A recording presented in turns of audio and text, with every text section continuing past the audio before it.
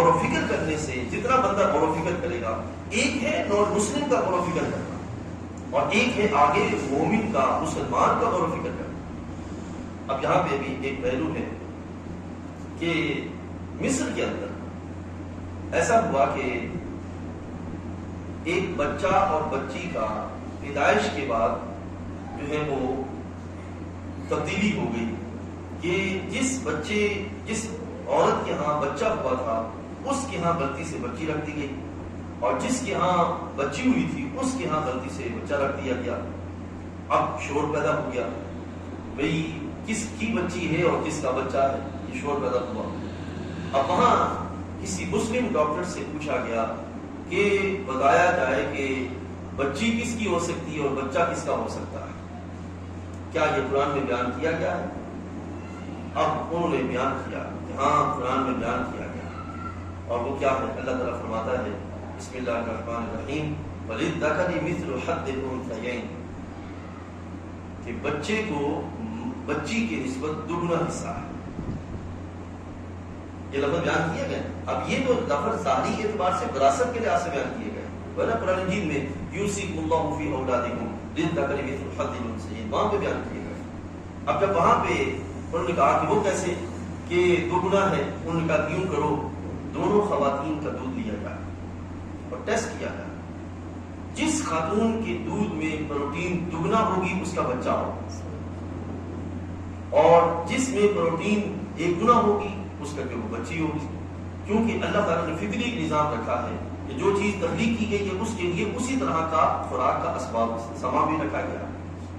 لہٰذا باقاعدہ تحقیق ہوئی تو تحقیق ہو کر پھر وہ اس نتیجے پہ پہنچے کہ ہاں کہ جس کے ہاں بچی رکھی گئی تھی اس کا بچہ تھا، اور جس کے ہاں بچہ رکھا گیا تھا اس کی بچی تھی۔ تو جو وہاں پہ نان مسلم لوگ تھے وہ موجود تھے، وہ حیران رہ گئے، اور ان میں سے کئی لوگوں نے اسلام کو۔ یہ ہے کہ غور و فکر کرنے سے جب ایک مسلمان غور و فکر کرے گا تو وہ ایسے ایسے حقائق تک پہنچ سکے گا جس حقائق تک نان مسلم نہیں پہنچ سکتا۔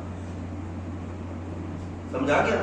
تو یہ ہے کہ ایک نان مسلم حقائق جو وہ غور و فکر کرے گا تو وہ ہدایت کے دروازے پر آ کے کھڑا ہو جائے گا ایک فقیر کے مانند، جس کو اس کا بادشاہ، اس کا جو وہ خدائے برحق جو ہے وہ ہدایت دینے کے لیے پھر آگے اہتمام کرے گا۔ ٹھیک ہے، اب وہ اس کی مرضی ہے، لیکن دوسری طرف جو مسلمان اس خیر کی راہ پہ قائم ہو چکا اور دل اس کا پاکیزہ ہے، اللہ تعالیٰ اس کے دل پہ ایسے ایسے راز، ایسے ایسے معانی اور ایسے ایسے مطالب اتارے گا کہ جس سے وہ قرآن کی عظمت کو واضح کر سکے۔ سمجھا کہ یہ ہے ہدی للمتقین اور ہدی للناس۔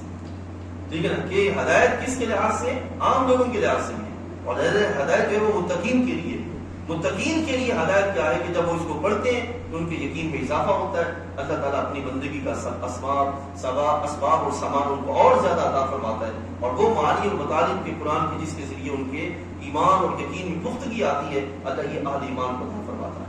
اور جو کفار ہیں ان پہ یہ ہوتا ہے کہ کم از کم ان کو ہدایت کے دروازے پہ آنے کا موقع مل جاتا ہے کہ ہاں کوئی ہے جو اس کائنات کو چلا رہا، اور وہ رب ذوالجلال۔ ٹھیک ہے، جب یہ تینوں چیزیں عزیز دوستوں ہم پڑھتے ہیں نا تو پھر اس کے بعد وہ چیز آیت کریمہ سامنے آتی جو رب تعالیٰ فرماتا ہے نا وَمَا خَلَقْتُ الْجِنَّ وَالْإِنسَ إِلَّا لِيَعْبُدُونَ، ہم نے انسانوں اور جنوں کو تخلیق نہیں فرمایا مگر یہ کہ اپنی عبادت کے لیے۔ اب علماء نے فرمایا کہ یہاں عبادت سے مراد اولین چیز کیا ہے؟ محض سجدہ ریزی مقصود نہیں ہے، بلکہ یہاں مراد یہ ہے خَلَقْتُ الْجِنَّ وَالْإِنسَ إِلَّا لِيَعْرِفُونَ، کہ وہ اللہ کو پہچان سکے۔ ٹھیک ہے نا، اب پہچان کیسے ہوگی؟ جب تک یہ تینوں مراحل جو میں نے آپ کے سامنے بیان کیے، اور غور و فکر کرنا اور سماعت کرنا اور تحقیق کرنا، جب اس تک اس چیز کی طرف نہیں بڑھیں گے اس وقت تک عزیز دوستوں ہمارا معاملہ کامیابی والا نہیں ہوگا۔